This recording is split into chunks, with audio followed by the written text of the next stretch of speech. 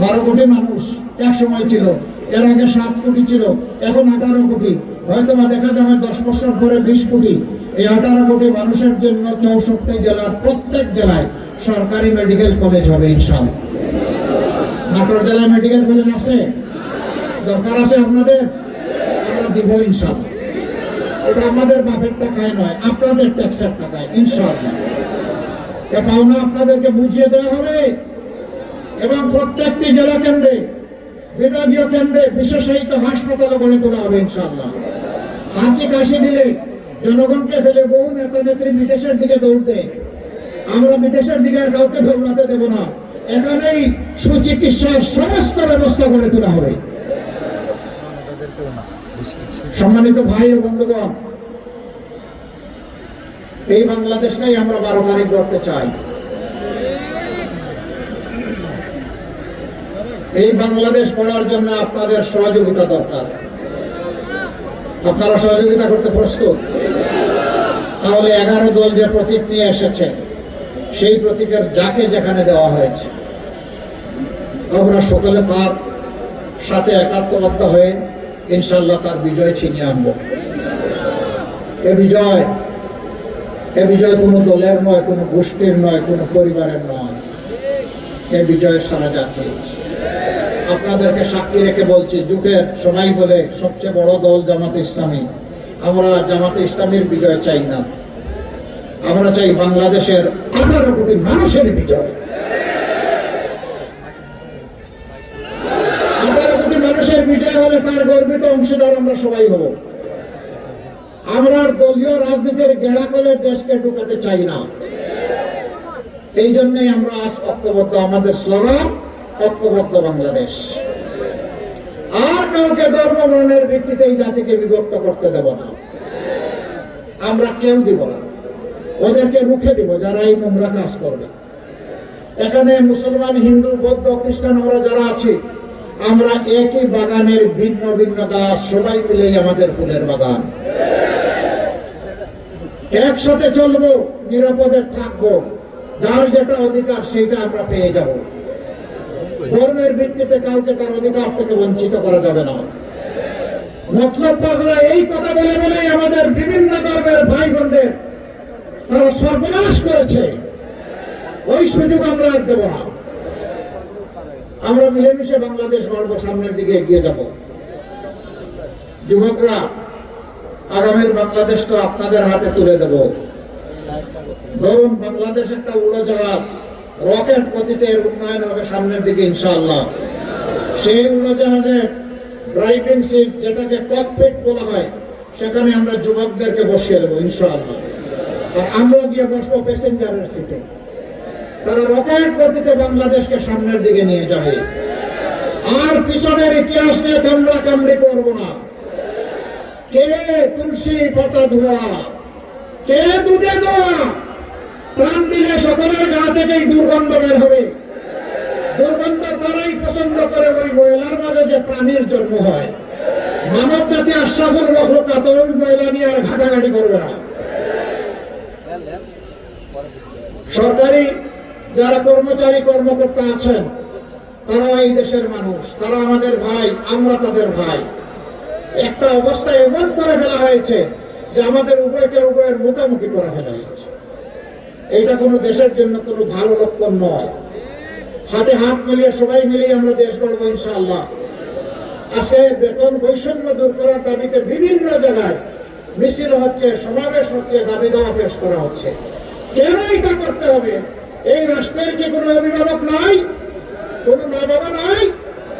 উদাহরণস্বরূপ সেনাবাহিনী, আধা সামরিক বাহিনী, এই দুইটা বাহিনী যখন তাদের বাহিনীতে যোগদান করে, সেই যোগদানের মুহূর্তেই তারা নিয়োগ করে, অঙ্গীকার করে, আমি আমার দেশের প্রতি ইঞ্চি মাটি হেফাজত করার জন্য প্রয়োজনে জীবন দেব, কিন্তু 1 ইঞ্চি মাটি কাউকে দেব না। এই যারা জীবন মূল্যের শপথ করেছে তারা আর আমি একই জিনিস। এর নাম ইনসাফ নয়। ইনসাফ যার যেটা মর্যাদা তাকে এটা দিতে হবে, যার যেটা পাওনা তাকে সেটা দিতে হবে। পুলিশ আছে, র্যাব আছে, আনসার আছে, আরো এইরকম অনেকগুলো শৃঙ্খলা বাহিনী আছে। তাদের দিন নাই রাত নাই, 24 ঘন্টা, কখন কোন জায়গা থেকে কল আসে তাকে বলতে হবে আমি হাজির। এমনকি ঝুঁকি নিয়ে তাদেরকে দায়িত্ব পালন করতে হয়, কিন্তু তাদেরকে সম্মানজনক বেতন ভাতা আপনি দিবেন না। আবার তারা অন্যায় করলে বলবেন যে দুর্নীতি কেন করলা, রাষ্ট্রের কোনো অধিকার নেই। আগে তার মর্যাদাটা তাকে দিতে হবে, অধিকারটা দিতে হবে, সম্মান নিয়ে, তার পরিবার নিয়ে, তার সন্তান নিয়ে, তার মা বাবা নিয়ে সে যাতে বাঁচতে পারে। সেই রকম যখন দিবেন তখন সমস্ত মেধা, যোগ্যতা, শক্তি উজাড় করে সে দেশের কাজ করে। এরপরেও যদি কেউ অন্যায় করে তখন তার ব্যাপারটা আলাদা, কিন্তু নট বিফোর দ্যাট আপনি তার পাওনা, তার অধিকার, তার মর্যাদা না দিয়ে তার বিচার করবেন, কোন অধিকার নেই। এমনকি একজন চোরও যদি চুরি করে আগে দেখতে হবে উদার জ্বালায় যে আগুন জ্বলে উঠেছে তার পেটে, সেই আগুন নেবানোর জন্য চুরি করেছে কিনা। যদি আগুন নেবানোর জন্য চুরি করে তাকে রাষ্ট্রের দায়িত্ব হবে আগে তার বাতের, পেটের এবং কাপড়ের যোগান দেওয়া। তাকে এইটুকু যোগান দেওয়ার পরেও যদি সে চুরি করে তখন শাস্তি তার প্রাপ্য, কিন্তু এর আগে নয়। খেয়াল রাখতে হবে যখন তখন কাউকে এই শাস্তির আওতায় আনা যাবে না। নবী করিম সাল্লাল্লাহু আলাইহি সাল্লাম মক্কা থেকে যারা তাকে বিদায় নিতে বাধ্য করেছিল, 10 বছর তিনি আপন জন্মভূমি ত্যাগ করে মদিনায় ছিলেন। 7 বছরের মাথায় যখন তিনি ফিরে আসলেন, পবিত্র কাবাগরের সামনে দাঁড়িয়ে কুরাইশদেরকে জিজ্ঞেস করলেন, ও মক্কাবাসী, আজকে মুহাম্মদের কাছে তোমরা কি চাও সাল্লাল্লাহু আলাইহি ওয়াসাল্লাম। মক্কার সরদার আবু সুফিয়ান দাঁড়িয়ে বললেন, আপনি আমাদের সম্মানিত ভাই, আপনি আমাদের সম্মানিত বান্ধব, কি চাই না বলেই তিনি বসে গেলেন। রাসূল করিম সাল্লাল্লাহু আলাইহি ওয়াসাল্লাম আসমানের দিকে চেয়ে থাকলেন, আল্লাহর পক্ষ থেকে কি ইশারা আসে। কিছুক্ষণের পরেই তার মুখ উজ্জ্বল হয়ে তিনি বললেন, আবু বকর আসো, ওমর আসো, উসমান আসো, আলী আসো, জুবায়ের আসো, যাও মক্কার গলিতে গলিতে তোমরা জানিয়ে দাও, ঘোষণা করে দাও, মহান আল্লাহ আর তার রাসূলের পক্ষ থেকে মক্কাবাসীকে ক্ষমা করে দেওয়া হলো। তবে 10 জন মানুষ যারা নিরীহ মানুষদেরকে খুন করেছিল তাদের জন্য শাস্তি হিসাবে তাদেরকে হত্যা করা হবে, কিন্তু না করে ওই 10 জনও না, মাত্র 3 জন, বাকিরা পালিয়ে গেছে।